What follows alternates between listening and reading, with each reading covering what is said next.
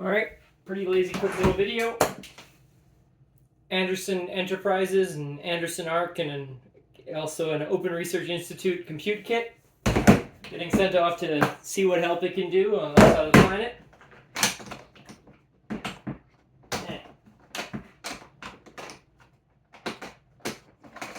They're very good clasps. Alright, whole thing's in a padded case. We get it down to wherever it needs to go. Folding keyboard. Got some good long power cables. 3 USB going into a multi-wart. Let's get the US port out, but we've got UK and all sorts of others. Got 1 high power port on the side and 3 lower power ports on the bottom. Pop that into my temporary power supply over here. Fish out that high power one. Framework 11, 64 gigs of ECC. Red one is power.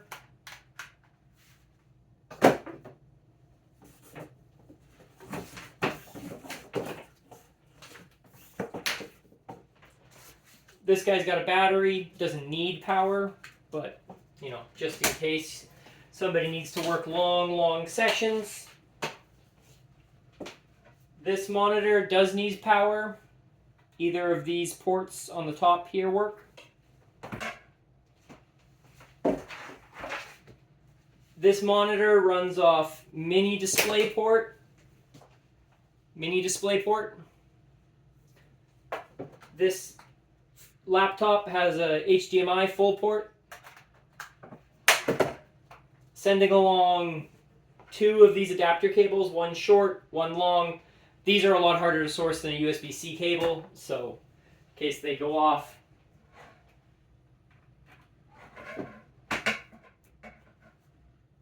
Alright. Right here on the Framework laptop, in this Cooler Master case, the power button is right next to this little screw.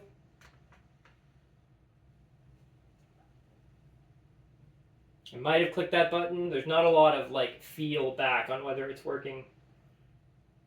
Looks like it worked.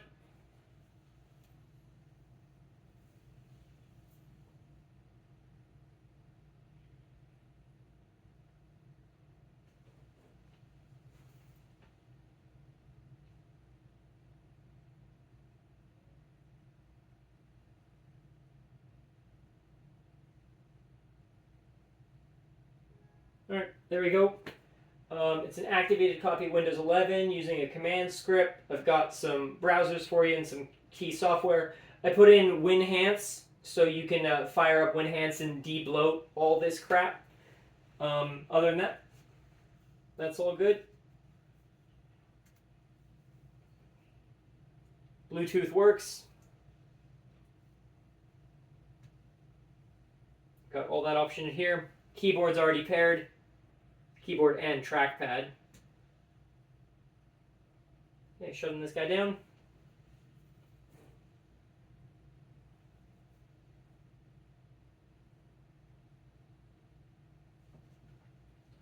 All right, pull the HDMI. Pull the power. Because of the 11th gen board, when Framework made them, I've heard chatter about there being some, I don't remember how to say this correctly. Anyways, it prefers this port as the power port. So I've put in a red USB-C. Got a USB-C to A adapter here, but you can see there's a C in here. All 4 ports are actually USB-C at their core. On the other side here, I've got an HDMI adapter. USB-C on the inside, of course. And then we've got 250 gigs here that has Tails OS. So if you want to fight with the boot menu, you can get that going. And we're running an external antenna extender from the full laptop, so you can get, good solid connection. Extra cords. this guy goes back in here. Little popped case here. Little depression for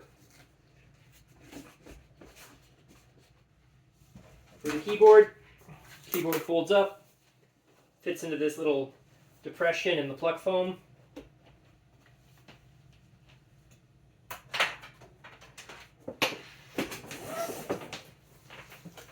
Multi-port. You see all sorts of countries. You know, a standard travel port, but this one is a pretty high power one, 120 watts, and the framework laptop needs 60, and if I remember correctly, the main side port on here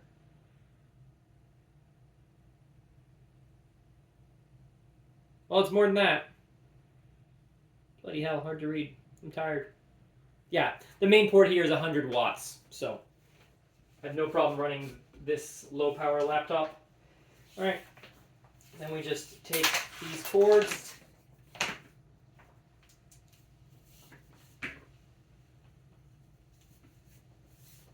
give them a good rolling up.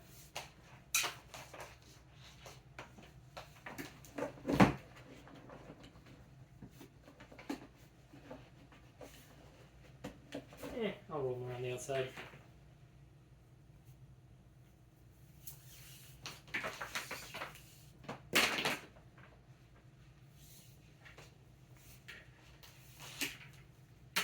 Really don't want to get a bind in them. Over, under, under.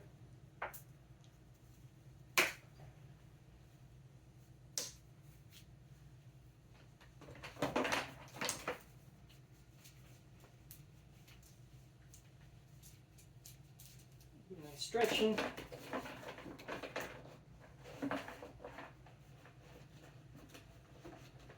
That board in there. We've got the two HDMI cords. You only need one of them, but it would really suck to not have one of these, and I'm not 100% sure how easy it is to find a micro HDMI. They're a little hard to find even, yeah. Alright. And then there's a little lip in here, in the plastic container, where the screen goes in. And I'm going to stick a few extra pieces of pluck foam just around the corners. I wouldn't keep these in there permanently, it doesn't need it, but you know, just while we're doing shipping. You know, minimize any sort of rattling around, any of that kind of problem.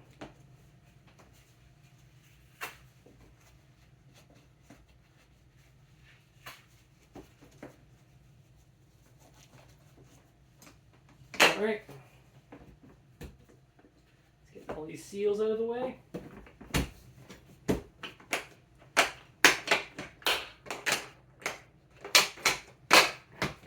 Alright, there we go. Mobile compute kit. Send some low-level ECC inference off to the other side of the world. Good luck.